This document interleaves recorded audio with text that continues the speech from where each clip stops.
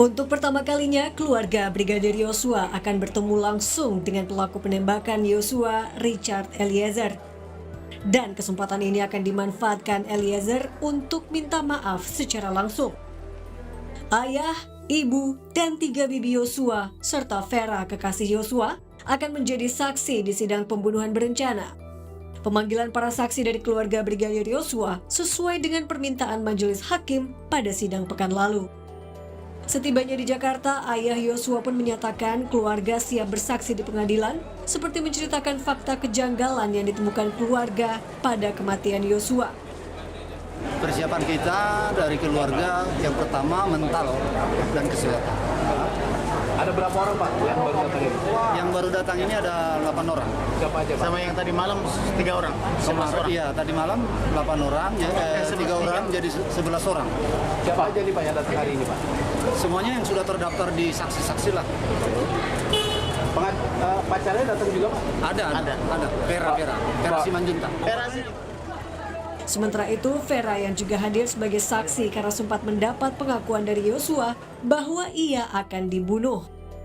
Pengakuan kekasih Yosua ini sempat disampaikan dalam program Rosi beberapa waktu lalu. Ibu sakit, dia bilang. Aku dituduh bikin ibu sakit. Sakit apa? Dia bilang kayak gitu. Nggak tahu saya, dia bilang. Terus setelah itu aku diancam. Dia langsung berbicara seperti itu. Aku diancam. Diancam bagaimana? Aku bilang kayak gitu. Berani kau naik ke atas, ku bunuh kau. Dia bilang gitu.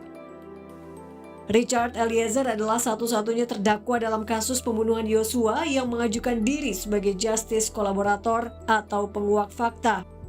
Dalam sidang sebelumnya, ia telah menyampaikan permintaan maaf kepada keluarga Yosua. Eliezer menyatakan membunuh Yosua karena tidak kuasa menolak perintah seorang jenderal. Saya sangat menyesali perbuatan saya, namun saya hanya ingin menyatakan bahwa saya hanyalah seorang anggota yang tidak memiliki kemampuan untuk menolak perintah dari seorang jenderal. Terima kasih. Pihak keluarga memang telah menerima permintaan maaf Eliezer, namun tentu proses hukum harus terus berlanjut. Tim Liputan, Kompas TV.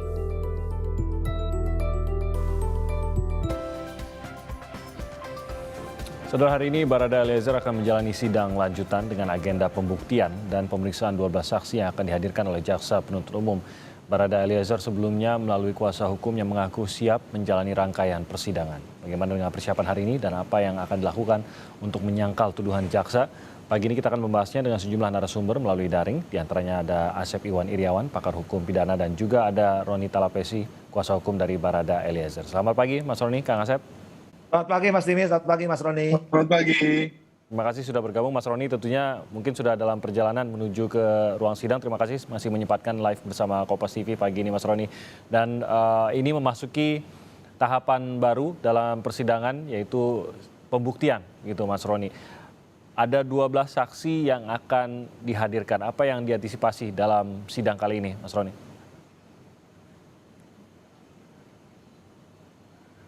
Mas Roni?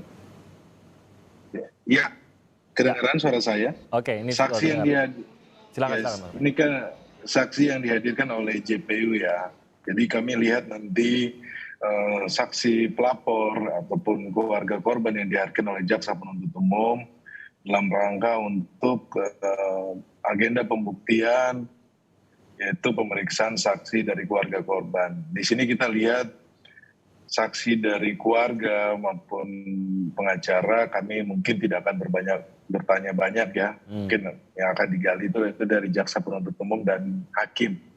Kami akan lihat mungkin seberapa perlu kalau ada beberapa pertanyaan nanti kita sampaikan ya. Tetapi dalam posisi ini kami pasif, kami tidak banyak bertanya. Seperti itu Mas Timothy. Oke, jadi fokusnya lebih kepada saksi yang mana sebenarnya Mas Roni? Ya, nanti kita akan menanyakan seputar mengenai hubungan antara Richard Eliezer dengan almarhum Joshua ya. Tapi detailnya nanti kami sampaikan di persidangan. Oke. Nah, hadirnya keluarga ini saya ingin tahu juga dari Kang Asep, ini menarik bagaimana keluarga tampaknya juga berniat sampai hadir. Sebenarnya sidang ini kan bisa dilakukan secara daring gitu, khususnya untuk keluarga yang berada di Jambi. Hadirnya keluarga khususnya dalam sidang yang hari ini menyidangkan pelaku, begitu Kang Asep, bagaimana Anda melihat pentingnya kehadiran dari keluarga korban dalam sidang ini?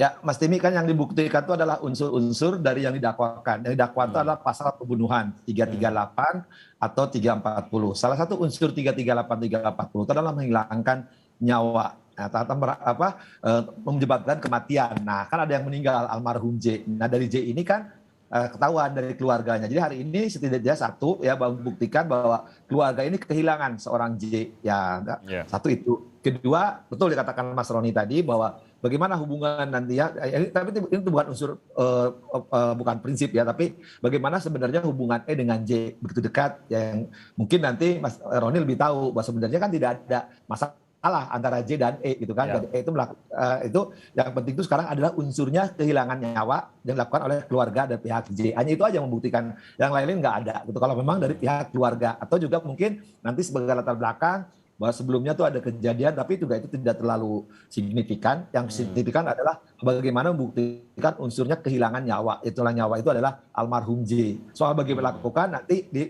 saksi berikutnya. Nah, itu kan seperti yang Anda katakan bahwa yang paling perlu dibuktikan ini adalah apa yang terjadi pada saat insiden J ini kehilangan nyawanya. Pembuktian bahwa J dan E ini punya kedekatan, ini seberpengaruh apa ini Kang Asep? Ya, pengaruhnya apa? Ini untuk membuktikan ya, saya kira bahwa E ini tidak punya kehendak ya, dan ya untuk membunuh, untuk menghilangkan nyawa almarhum J. Jadi ini kelak, mestinya tugas Mas Roni yang lebih pintar ini kan, bahwa unsur sengaja itu harus mengetahui dan menghendaki.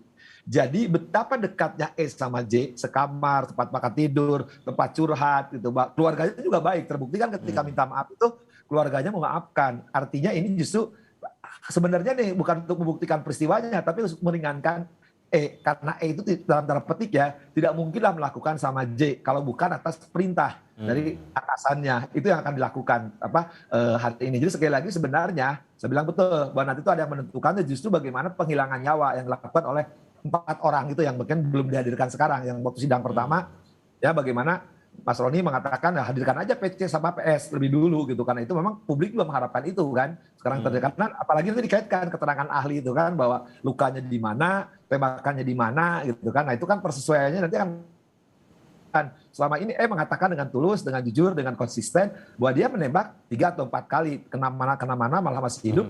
Itu nanti kan ahli balistik atau surat keterangan itu ya akan menerangkan bahwa ternyata juga ada luka di mana, di belakang kepala, dan bagaimana siapa yang menembak itu. Nah nanti kesesuaian itulah yang akan ditarik gitu, bahwa yang konsisten itu adalah sejak awal kan. Ya. Nah Mas Roni, mengingat bahwa ini tidak secara langsung menggambarkan kondisi pada saat kejadian, apakah Anda yakin bahwa pembuktian kedekatan antara E dan J ini akan bisa efektif meringankan atau menjadi pertimbangan keringanan untuk hakim? Ya, Mas Timothy, ini kan dalam hal yang tadi disampaikan sama Prof. Asep mengenai mengetahui dan menghendaki ya, Willa dan Bitten ya. Menghendaki ini kan harus kita gali lagi kan dalam persidangan ini. Nanti kita sampaikan bahwa sebenarnya kan kalau kembali lagi ke proses rekonstruksi, proses pendampingan saya di BAP, mungkin teman-teman sudah melihat bahwa sebenarnya klien saya ini tidak ada masalah secara personal antara Baradae dengan almarhum Joshua. Itu yang akan kita gali, bahwa karena tidak ada masalah, kemudian klien saya ini hanya berdasarkan perintah ya, perintah yang dalam jangka waktu yang pendek, dalam kondisi Verdi Sambo-nya lagi marah. Jadi perintah itu dan adanya desakan ya, itu nanti kita buktikan di persidangan. Tetapi mengenai hubungan antara Richard Eliezer dengan almarhum Joshua ini sebenarnya tidak ada masalah. Nah, dalam agenda persidangan ini nanti kita coba akan menanyakan langsung kepada keluarga almarhum Joshua. Oke. Tetapi yang menarik di sini, Pak Timothy, kemarin minggu lalu kan sudah disampaikan permohonan maaf dari Richard Eliezer ya. Kemudian saya juga mendengar dari berita diberikan maaf kepada Richard Eliezer. Ini merupakan hal yang baik ya, kami menghargai, kami mengapresiasi Dan kami berharap bahwa sebentar permohonan maaf oleh Richard Eliezer bisa disampaikan langsung kepada keluarga almarhum Joshua. Kami sepakat bahwa proses hukum berlanjut, tetapi ini mengenai rasa kemanusiaan ya antara keluarga korban dengan Richard Eliezer yang merupakan sama-sama yang menjadi terikut dalam pusaran kasus ini ya. Nah ini kami harapkan bahwa nanti sebentar itu juga pun akan disampaikan langsung oleh Richard Eliezer kepada orang tua almarhum Joshua. Oke, jadi itu akan dibacakan lagi begitu ya? Karena ini pertemuan langsung pertama kah? Mungkin saya ada yang saya lupa, tapi pertemuan langsung pertama kah di dalam ruang sidang nanti antara Eliezer dengan orang tua tatap muka? Ya, ini merupakan yang pertama, Mas Timothy. Jadi, yang pertama. Oke, nah, terkait dengan 12 nama saksi yang akan dihadirkan, apakah menurut Anda seharusnya ada lagi saksi atau nama yang dihadirkan oleh JPU? Saya pikir dari saksi pelapor atau saksi korban 12 ini ya. 11 itu keluarga plus pengacara, 1 ada tenaga kesehatan. Jadi kalau dari keluarga korban menurut saya sudah ya semuanya kembali kepada jaksa penuntut umum ya, tetapi kalau di dalam berkas ini memang yang 12 yang sebagai pelapor atau keluarga korban. Oke, inilah yang dikumpulkan terlebih dahulu dalam sidang ini.